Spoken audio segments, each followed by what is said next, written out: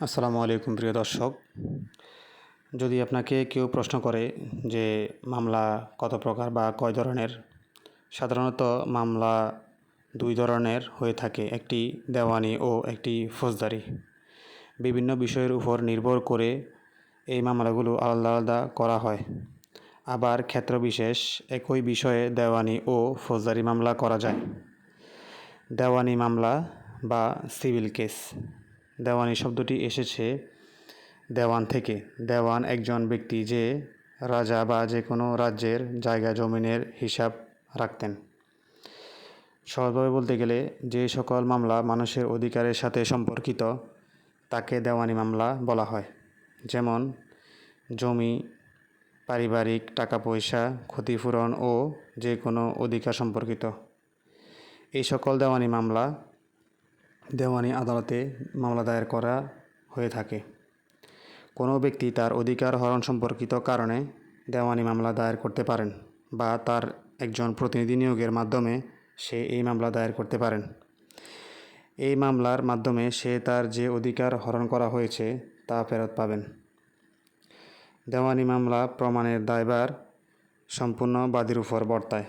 এই সকল মামলায় বোথ প্লেন্টিফ অ্যান্ড ডিপেন্ডেন্ট বা বাদী বিবাদী উভয়ই তাদের প্রমাণসমূহ আদালতে দাখিল করে থাকেন, কিন্তু বিচারকগণ যে প্রমাণাদি বেশি গ্রহণযোগ্য বা সত্য বলে বিবেচিত করবেন ওই দিকেই বা ওই পক্ষেই মামলার রায় প্রদান করবেন। আমরা আদালতে যে দাঁড়িপাল্লা বা মিজান দেখে থাকি সেটা যে দিকে বেশি ভারী হবে ওই দিকে বা ওই পক্ষেই মামলার রায় হবে। এটাকে বলে ব্যালেন্স অফ প্রবাবিলিটি বা ভারসাম্যের নীতি। দেওয়ানি মামলায় সাক্ষ্য প্রমাণ গৃহীত হয় কাগজপত্র বা দলিলের ভিত্তিতে। দলিলের সমস্যা থাকলে তখন মৌখিক সাক্ষ্য গ্রহণ করা হয়। এই মামলা বাদী বিবাদীর মৃত্যুর পরও তার উত্তরাধিকারীদের মধ্যেও চলতে থাকে। দর্শক, সাধারণত দেওয়ানি মামলার বিচার হয় 5টি আদালতে। এর মধ্যে প্রথম আদালতটি হচ্ছে জেলা জজ আদালত বা ডিস্ট্রিক্ট জাজ কোর্ট। দ্বিতীয়টি হচ্ছে অতিরিক্ত জেলা জজ আদালত বা এডিশনাল ডিস্ট্রিক্ট জাজ কোর্ট। তৃতীয়টি হচ্ছে যুগ্ম জেলা জজ আদালত বা জয়েন্ট ডিস্ট্রিক্ট জাজ কোর্ট। চতুর্থটি হচ্ছে সিনিয়র সহকারী জজ আদালত বা সিনিয়র অ্যাসিস্ট্যান্ট জাজ কোর্ট। এরপরে পঞ্চমটি হচ্ছে সহকারী জজ আদালত বা অ্যাসিস্ট্যান্ট জাজ কোর্ট। প্রিয় দর্শক, এরপরে আছে ফৌজদারি মামলা বা ক্রিমিনাল কেস। মোগল আমলে ফৌজদার নামে একটি পদবি ছিল। ফৌজদার থেকে ফৌজদারি শব্দটি এসেছে। আসলে এই মামলা আইনশৃঙ্খলা নিয়ন্ত্রণের কাজ করে থাকে। সহজে বলতে গেলে যে সকল মামলা কোনো অপরাধের সাথে সম্পর্কিত তাকে ফৌজদারি মামলা বা ক্রিমিনাল কেস বলে। যেমন চুরি, ডাকাতি, খুন, রাহাজানি, অস্ত্র, জেনা ব্যভিচার ইত্যাদি। এই সকল অপরাধজনিত মামলা ফৌজদারি আদালতে বা ক্রিমিনাল কোর্টে মামলা করতে হয়। ফৌজদারি মামলা পরিচালিত হয় দেশের আইনশৃঙ্খলা পরিস্থিতি বা ল অ্যান্ড অর্ডার সিচুয়েশন নিয়ন্ত্রণের জন্য এবং এর মাধ্যমে অপরাধীকে শাস্তি প্রদান বা পানিশমেন্ট প্রদান করা হয়ে থাকে। কিছু ক্ষেত্রে ফৌজদারি মামলা পুলিশ বাদী হয়ে করে থাকে বা রাষ্ট্র কর্তৃক পরিচালিত হয়ে থাকে। ফৌজদারি মামলার অপরাধ প্রমাণের দায়ভার বাদীর বা প্লেন্টিফ এর উপর বর্তায়।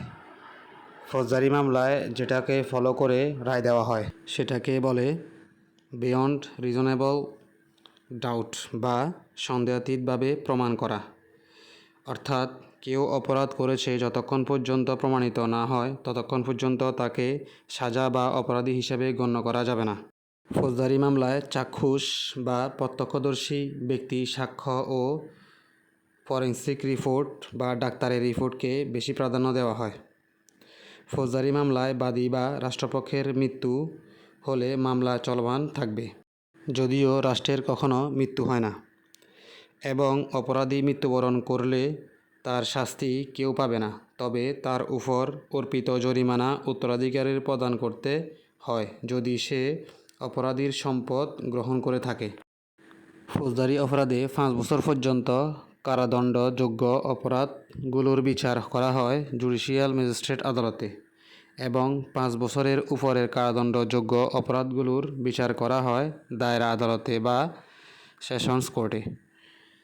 এগুলোর বাইরে ফৌজদারি অপরাধের বিচারের জন্য আমাদের দেশে কিছু ট্রাইব্যুনাল বা বিশেষ আদালতও রয়েছে, যেমন নারী ও শিশু নির্যাতন দমন ট্রাইব্যুনাল, সন্ত্রাস দমন ট্রাইব্যুনাল, দ্রুত বিচার ট্রাইব্যুনাল, জননিরাপত্তা বিঘ্নকারী অপরাধ দমন ট্রাইব্যুনাল, মানব পাচার অপরাধ দমন ট্রাইব্যুনাল ইত্যাদি।